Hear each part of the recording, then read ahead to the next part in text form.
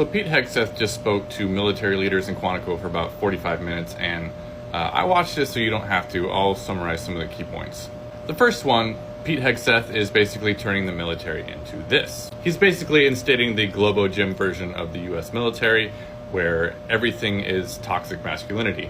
Speaking of which, he's redefining toxic to bring back bullying and hazing. He actually said that. Also, he's holding everybody to a gender-neutral male physical fitness standard, which sounds very contradictory, but basically it means that only men will be able to pass it. Except this mustache wouldn't work because now everybody has to shave except special forces. He's going to bring back intense grooming standards. There was a lot of posturing and emphasis on making the military strong and aggressive. He did a whole bunch of railing against DEI and claiming that so many standards were lowered and the military is fat and weak and woke, and he's changing all that. He's going to make it tough and angry and aggressive, and there's going to be hard physical PT every single day and not weak shit like hot yoga or anything. Hard PT. He also said something about getting rid of green initiatives like electric tanks, which that's not a thing, is it? There's a big emphasis on everything being merit-based, but it seems like the only thing that has merit is being a hardo macho man. So, I don't know. It really sounds like they're gearing up for war. With Pete Hegseth gathering the entire military together to basically tell them that there were no more uggos allowed in the military, I think it's time I remind everybody of the rumor I started about Pete Hegseth being banned from WikiFeet for being too racist. See, there's a feat of the day, and Petey Boy, or Feet, Phete, his username, was very insistent that there no longer be a feat of the day, sorry, usually people have two, that are not Caucasian. But he also had a really weird thing about AOC's feet and wanting to see her soles, because he wanted to see how good her arch was. My source for this is I just made that up, but I don't think that that should stop you from going on the internet and letting Petey Boy know that we know his secret about his WikiFeet account and his obsession with AOC's feet. Pete Hegseth ordered every U.S. general and admiral to drop everything and fly to Virginia to tell them that the woke era is over. Now, this is one of the most unusual military moves in decades. It is a full-blown summit at Quantico with hundreds of America's top commanders sitting shoulder to shoulder. Hegseth said that the military had been turned into what he called a woke department, but not anymore. He said that the era of politically correct, overly sensitive, leadership-adverse decision-making ends now. He blasted generals for being overweight, mocked relaxed grooming rules like beards and long hair, and said appearance and discipline will be enforced again. Fitness standards are being reset too. He made it clear that there will be one bar for combat units. No more separate female standards. Everyone meets at the same level or they're out. He also attacked the promotion system, saying too many officers moved up for being a, quote, historic first or checking diversity boxes instead of actual merit. That system, he said, ends now. And he promised to roll back what he called the abuse of, quote, toxic leadership and hazing definitions, saying those rules have been twisted to shield weak leaders rather than punish the bad ones. He said America's fighting force must be leaner, tougher, and stripped of politics. His words were, "We're ending the war on warriors." Now, this kind of mass recall is rare. Generals and admirals were summoned from posts around the world with almost no notice. And it wasn't about a battlefield mission like some people were speculating. It was about ripping out what Hegseth calls the root of woke culture and putting toughness back at the core of the U.S. military. President Trump is also set to address them as well. This is still ongoing, so I will keep you guys updated. Hit that follow button for more news. You know, Pete Hegseth and Donald Trump, speaking to the military leadership this morning, which is still going on an hour and a half later, they keep talking about meritocracy, which is something they like to tout. You know, it's only going to be merit-based forward now. Only going to be merit-based. Y'all don't have the merit for the positions that you're in. What are you talking about? You don't believe in merit. You just don't like the quote-unquote woke ideology, which is empathy and inclusion and diversity and equity. These are good things. It's insane to me that Donald Trump and MAGA have literally turned words that mean good things into something that is quote unquote bad, or seen as bad by half the country. Like, for those who support Donald Trump, if he was your child's teacher, can be a religious teacher in Sunday school or grade school teacher, would you want him teaching your children? I really hope the answer is no. And if that's the case, why on earth would you be okay with him leading the country? And I use the term leading very loosely.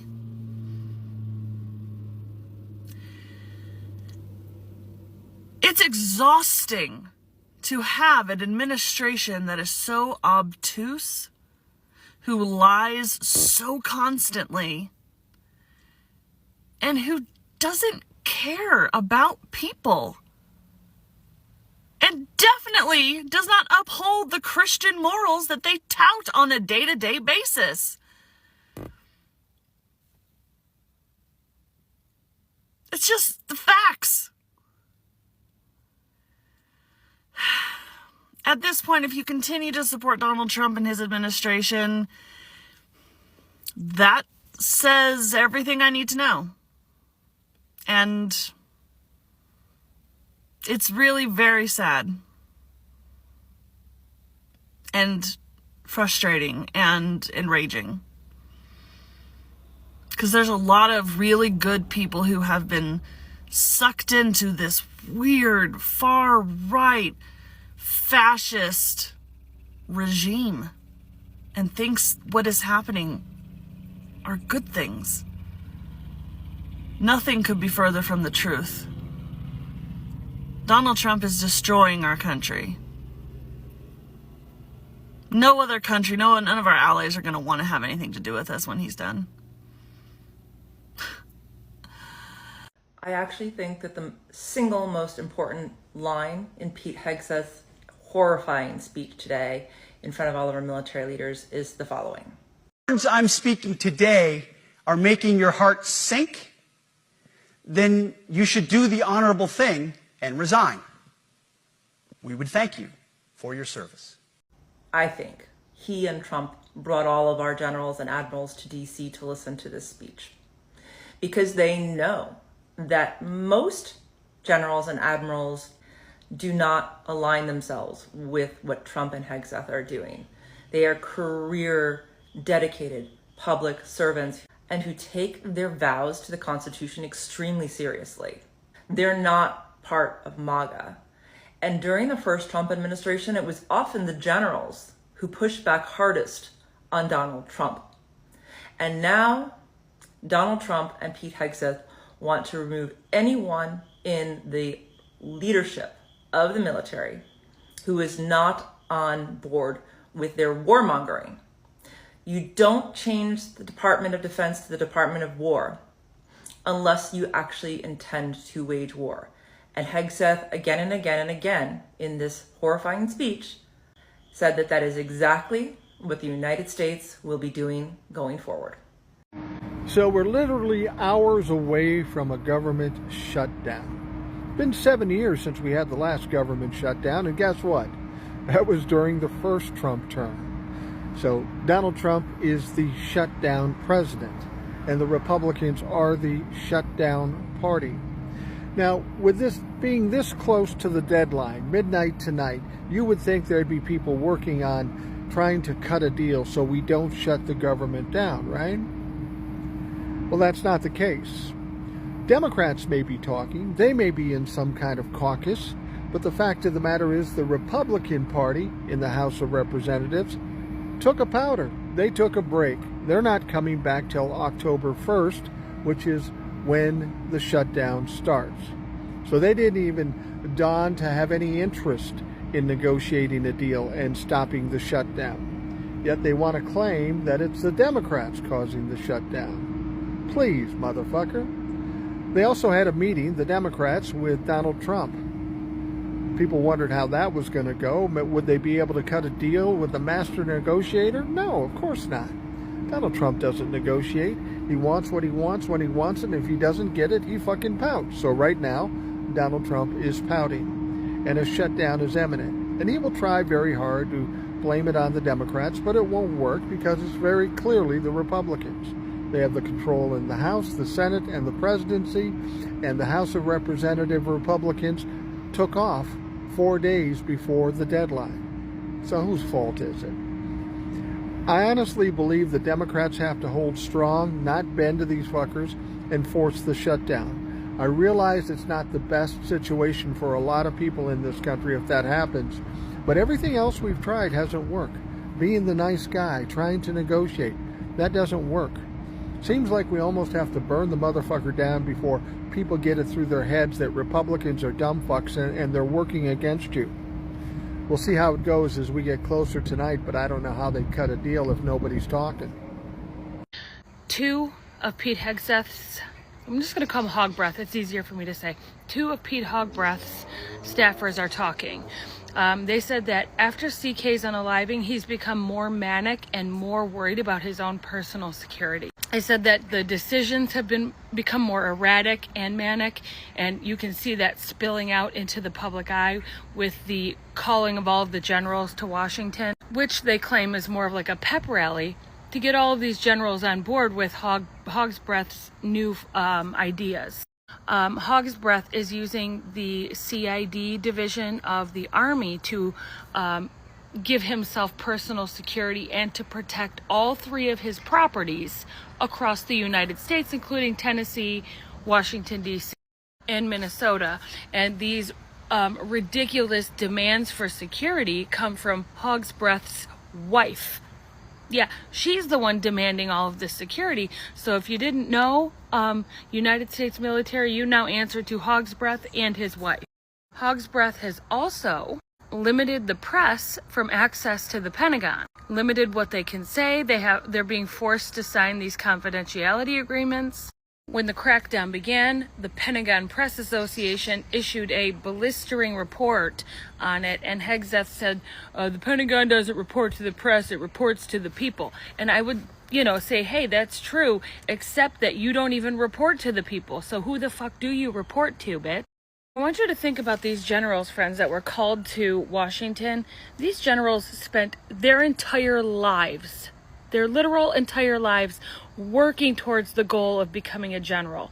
They truly earned these positions. And now they have to fly to Washington from wherever, they could be stationed in other countries, to come and get a pep rally from a drunk. A man who has a position that any one of those generals would be far more qualified to have. They have to answer to this drunken buffoon. Let me just remind you, to the military, all of the military, you could stop this. You could push back on this. One man should not be dictating all of this ridiculous bullshit, and if the military wanted change within the military, it could get it. You could just refuse to do anything, and if you all refuse to do it together, they can't fucking touch you. We need the people to rise up and the military to do the same. These people in charge of this country are going to get every one of us killed. Oh, and none of them will care. They just won't care, because according to them, we're all expendable and replaceable. Hog's Breath has no business being in that position. Is he senile or is he trolling us? Republicans seem to think it matters, and they're arguing that it's a troll, just like everything else he posts. But I posture that it doesn't, because he's the president of the United States. Because that's how it works. You guys are so quick to make fun of somebody wearing a tan suit, but every single fucking thing he posts makes him look like he's losing his goddamn mind, and y'all are fine with it. Y'all know I often make these videos addressing somebody off screen, because I can't have these conversations in my personal life. Nobody fucking listens to me. That's how Trump supporters work. But I'll be damned if I'm gonna let this slide. Y'all aren't serious people. How dare you say, I'm going to have to hold my nose and vote for Donald Trump, the person that you hate most in the world, because he's going to lower grocery prices and make your life easier. I'm still trying to figure out how dealing with somebody that posts shit like this makes my life any better. How it makes America great again. I'm very confused. All it's doing is making y'all look like fucking idiots. Married into Latino families, and you think that just because he's not saying out loud that he's not being racist here. What's wrong with y'all? And y'all would be so quick to agree that I deserve to be hauled off in handcuffs for hate speech and terrorism just because Stephen Miller said so, but yet this isn't racist. This isn't racist or disruptive or disrespectful of any kind. The eve of a shutdown, the eve of a government shutdown, this is what a president of the United States should be doing. Look, if this is a troll, if this is rage bait, sure, it worked on me, but it's the president of the fucking United States. Should I be having to react or not react to rage bait, trolling, or possibly him just being senile enough to think that this AI video is a real video, which I should also not be having to wonder about because it's the president of the fucking United States. I refuse to be made to feel like I'm the problem. From here on out, you guys need to figure this shit out. I'm not coming to Thanksgiving until you call me and apologize. I refuse to be made to feel like I'm the problem anymore because this motherfucker, the president of the United States, Donald Trump, is the problem. And I'm sorry, but I refuse to sit at a Thanksgiving dinner table with people that think that he's the greatest thing since sliced bread. So if y'all want to sit around and call me a terrorist while you're eating your turkey and dressing, that's fucking fine. But you know what? It's embarrassing that y'all are still making excuses for somebody like this.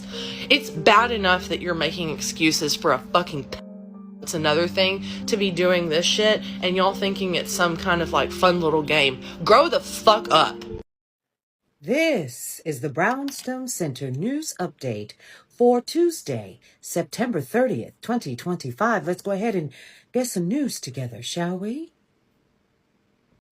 U.S. government agencies are prepared to furlough over 400,000, quote, non-essential workers in the event of a shutdown, but have largely stopped short of planning permanent job cuts despite pressure from the administration. According to Bloomberg reports, permanent staff reductions will come at a precarious time for the labor market and could have a lasting impact on the economy. A government shutdown would also delay the release of much anticipated September job data from the Bureau of Labor Statistics. ExxonMobil plans to eliminate about 2,000 jobs as it contends with the falling crude prices and a sprawling global operation, citing an employee memo from CEO Darren Woods yesterday. The layoffs will impact 3 to 4% of the workforce. Woods has aggressively consolidated operations since taking the helm in 2017, when Exxon effectively consisted of 9 independent companies. The oil giant has cut $13.5 billion in annual costs since 2019, and competitors like Chevron and BP have also conducted layoffs amidst its industry slump.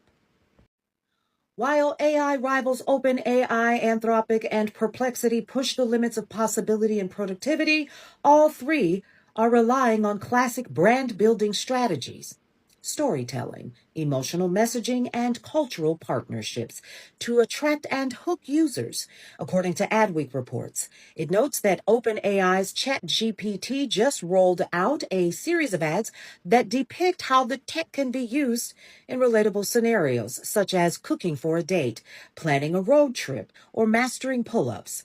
Meanwhile, Anthropic is positioning Claude as a problem solver. Perplexity aims to help the curious. OpenAI has launched a new feature that allows U.S. users to make purchases directly through ChatGPT. It's called Instant Checkout and is available for items from Etsy sellers and soon will expand to Shopify merchants, including Skims and Glossier.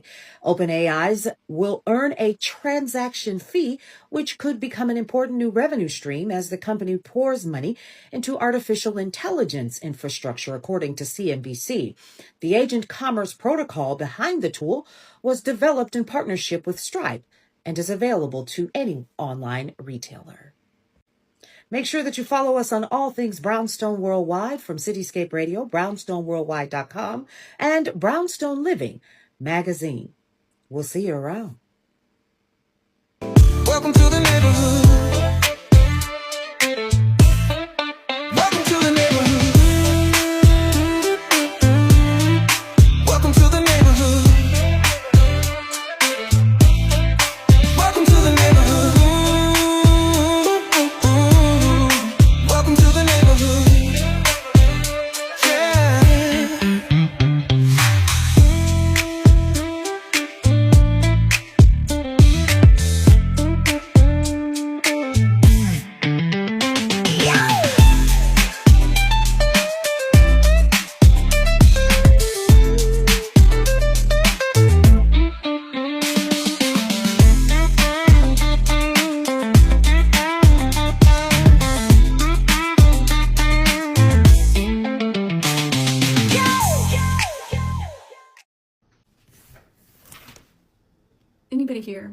fan of Kurt Vonnegut.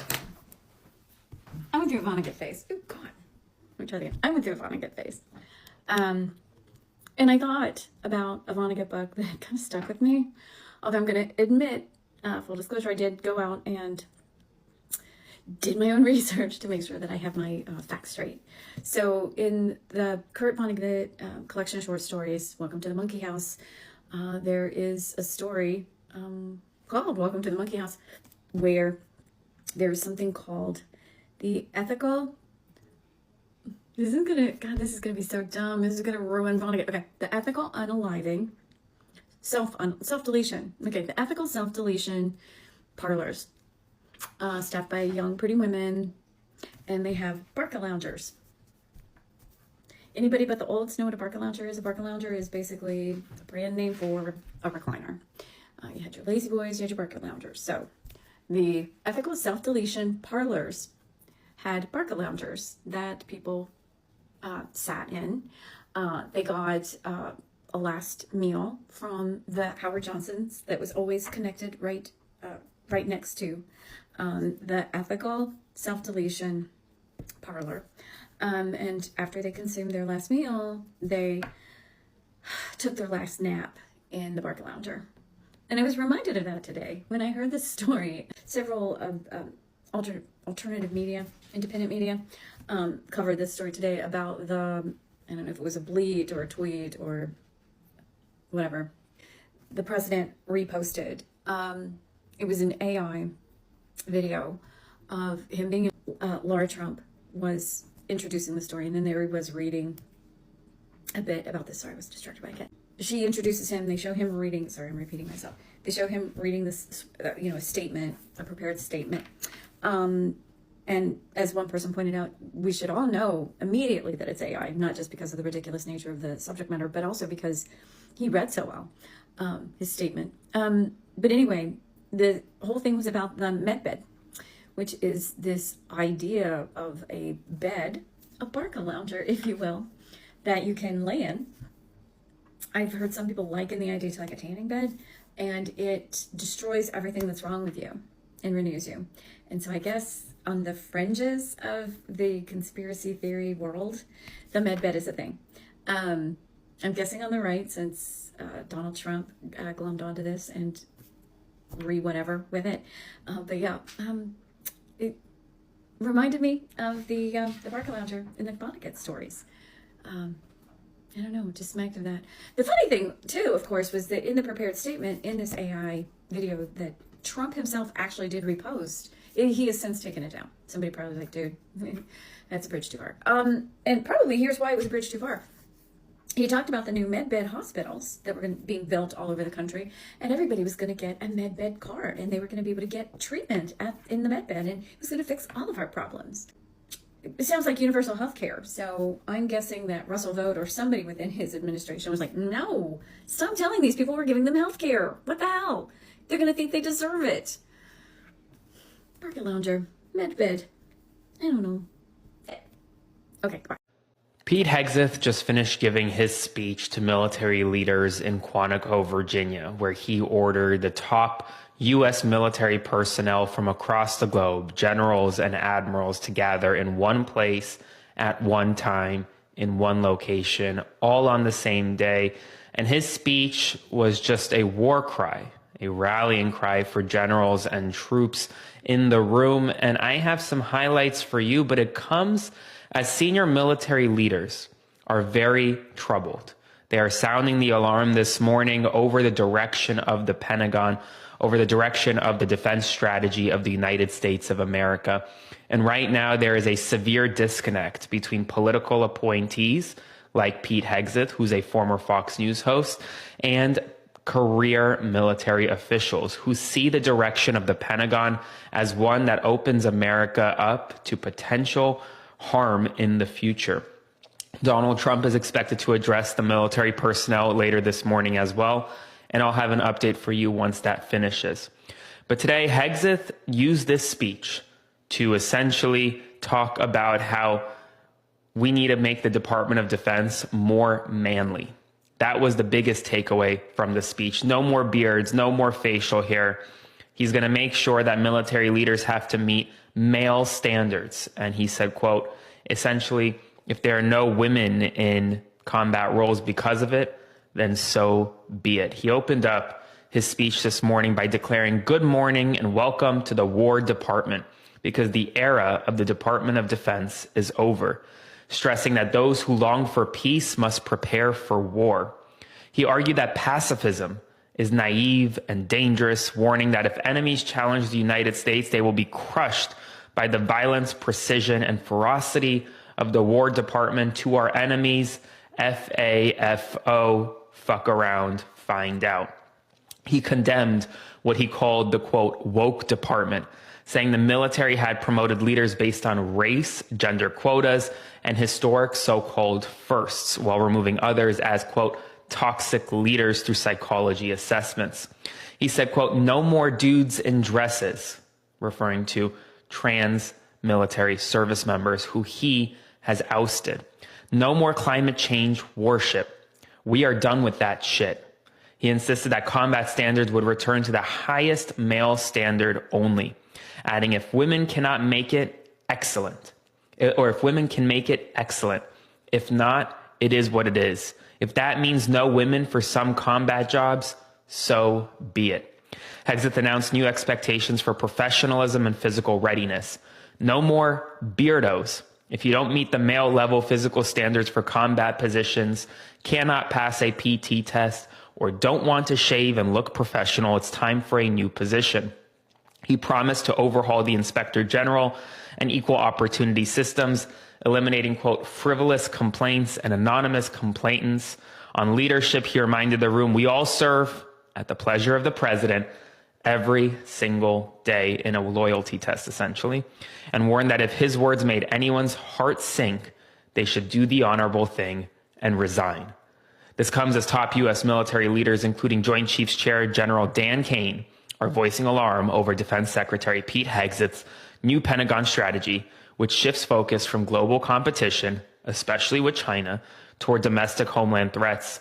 The unusual public split has prompted Hegseth to call this rare summit today. There are major tensions between political appointees and uniform leadership over the direction of the United States Department of Defense. If you support my work, meanwhile, please consider subscribing to support my work today or sending a one-time donation via Venmo to Aaron-Parnas. Right now, we are in a critical moment in history. The Department of Defense is being weaponized in ways we haven't seen before, and it's being altered in ways we haven't seen before. And today's meeting comes as we are now less than 15 hours from a United States government shutdown, the first shutdown since 2019, with funding that will expire tonight after Republicans advanced a stopgap bill extending spending through November 21st that Democrats are refusing to support unless it restores cuts and extends subsidies for Affordable Care Act plans, Medicaid, and public media. Despite the late meeting hosted by Donald Trump, both parties remain deadlocked, and polls suggest voters would primarily blame Republicans if the agencies close and federal workers are furloughed tomorrow. Just hours after the meeting with Democratic leaders, Donald Trump posted a racist and vulgar AI-generated deepfake mocking Chuck Schumer, the Senate Minority Leader, and Hakeem Jeffries, the House Minority Leader, escalating the likelihood of a government shutdown. This deepfake video showed Hakeem Jeffries in a sombrero with a mustache and a mariachi band playing in the background. That is what the President of the United States is posting as the United States is preparing for a shutdown that will furlough thousands of employees and make life very hard for the same service members that he is addressing today in Quantico, Virginia. The United States Department of Justice has sued Minnesota over its sanctuary city policies, accusing the state of obstructing federal immigration enforcement and releasing dangerous criminals, making it the latest Democratic-led jurisdiction targeted in Trump's mass deportation drive. Minnesota's major cities now join Los Angeles, New York, Boston, and others, already facing lawsuits as the administration escalates threats to strip funding and prosecute local governments.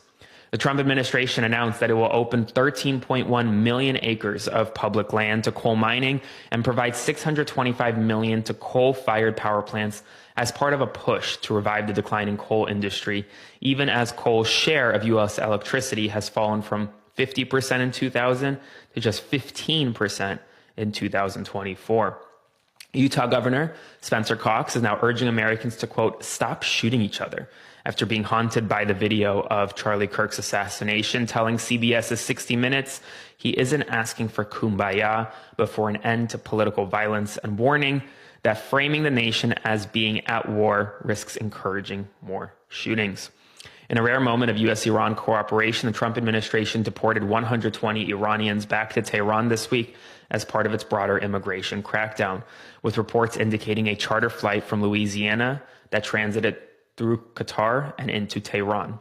Students at Catholic universities like DePaul are running covert womb service operations to distribute contraception and provide sex education after schools ban such access. And finally, Jin Zhao, a former aide to far-right German lawmaker in the European Parliament, has been convicted of spying for China between 2019 and 2024. And Donald Trump, just now, actually minutes ago, said that he'll be meeting with generals and admirals with leaders, and if I don't like somebody, I'll fire them right on the spot. A clear loyalty test happening right now in the Pentagon. More to come soon. Spread the word. I'll have a full breakdown of everything you missed this afternoon, and I'll be up until midnight as the government prepares to shut down. So make sure to subscribe to support my work. As always, like, comment, and share this video because more people need to see what's happening right now in this moment. And I'll see you this evening for another update, so stay tuned.